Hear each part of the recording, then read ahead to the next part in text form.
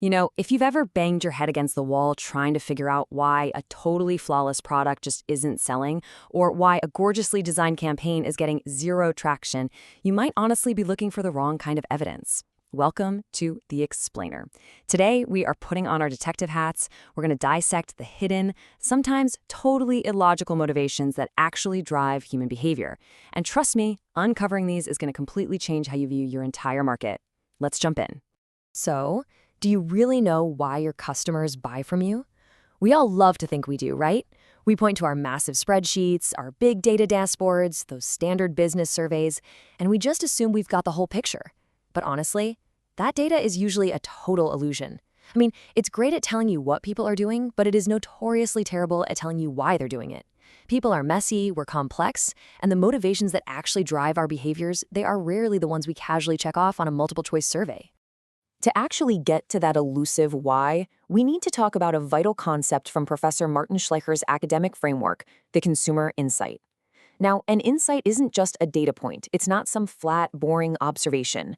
It is a fundamental, hidden truth about your target segment. And when we say hidden, it's not like some sinister conspiracy. It just means it's a deep, unarticulated psychological motivation. Basically, the consumers themselves usually aren't even consciously aware of it until you hold up a mirror and reveal it to them. To find a true insight, you really need a specific structure, which Professor Schleicher calls the A but B framework. Think about it like this. A surface observation, like, hey, our customers buy multiple brands of shampoo, well, that's just a fact. It doesn't give you anything to work with. A real insight requires a hidden tension between two totally conflicting human truths. It's a psychological tug-of-war happening right there inside the consumer's mind. And the core of that structure looks exactly like this. I want X, but I also need Y. This emotional tension, this is the absolute goldmine for strategic innovation. It essentially forces your business to step in and solve a real human contradiction. If there's no tension, well, there's no insight. Simple as that. So let's actually look at how this works in the real world and see how uncovering a hidden tension can literally create a multi-million-dollar market out of thin air. Okay, so here's our first real-world business mystery. Picture this. It's the late 90s, and the British dog food brand Caesar is staring at a really bizarre trend. Wealthy women who owned small dogs were just completely ignoring premium manufactured dog food. Instead, they were cooking elaborate homemade meals for their pets, or just feeding them human food right off the table. Caesar had to figure out why this was happening, right? They needed to persuade these women to actually buy their product. Well, after doing some serious detective work, they uncovered an incredibly powerful tension. These women essentially felt, I love my little dog like a child, and I really want to nurture it like one, but I know it's still a dog. I mean, if it were a literal human child, they obviously wouldn't feed it dog food. But because it's still biologically an animal, they can't exactly keep cooking a Sunday roast for it every night. That specific tension, the humanized pet that is still an animal, that was the hidden truth they were looking for. And what they did next brilliantly shows how you activate an insight across the 4 Ps of marketing. Caesar didn't just throw together a new ad campaign, they built their entire strategy around this one tension. Product, they created these small, wet food portions that looked exactly like human stews. Promotion, they completely stopped calling it dog food and rebranded it as canine cuisine, using pastel pink and blue packaging, just like baby food. Price was set at a high premium. And place, they fought for special, premium shelf placements far, far away from those giant, ugly bulk bags of regular kibble.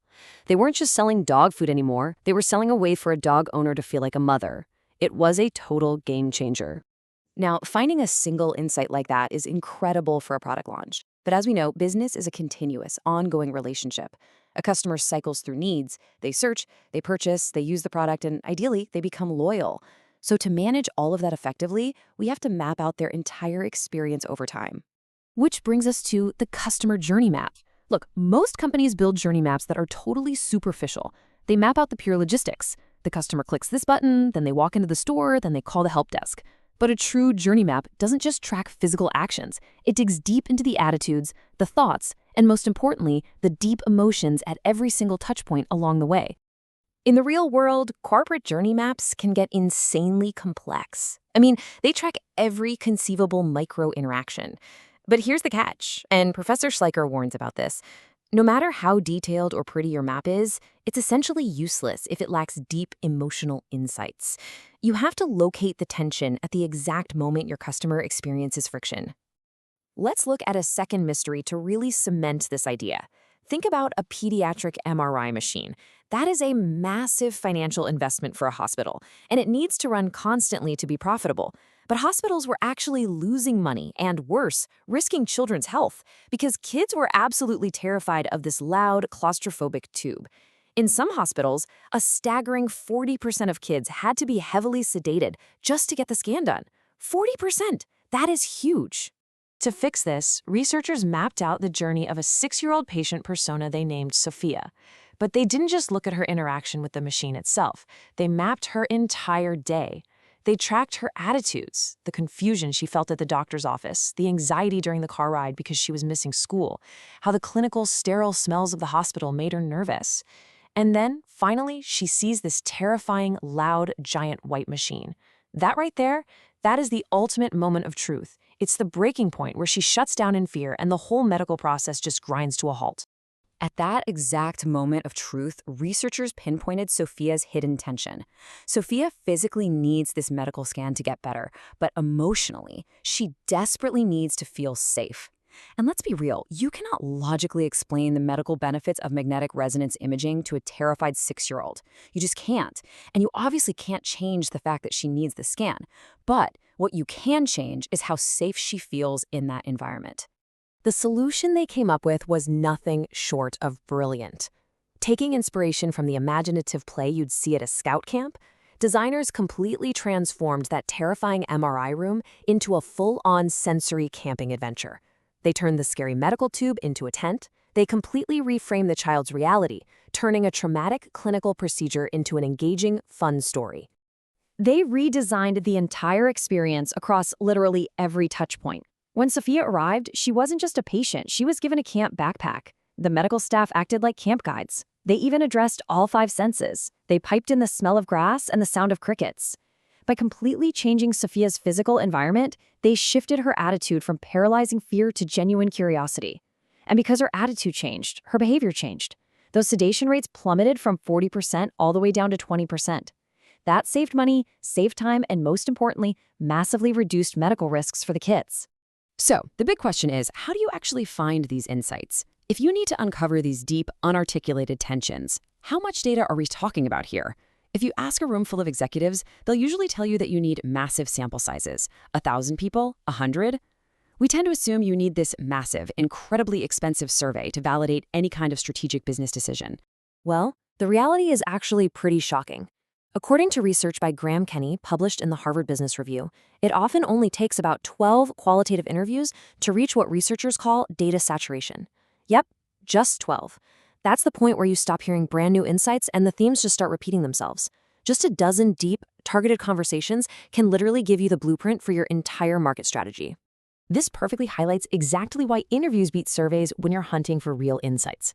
Don't get me wrong, big data isn't bad, it definitely has its place, but massive surveys usually only give you shallow, politically correct observations. It's just tick-box data. One-on-one interviews, on the other hand, give you what researchers call thick data.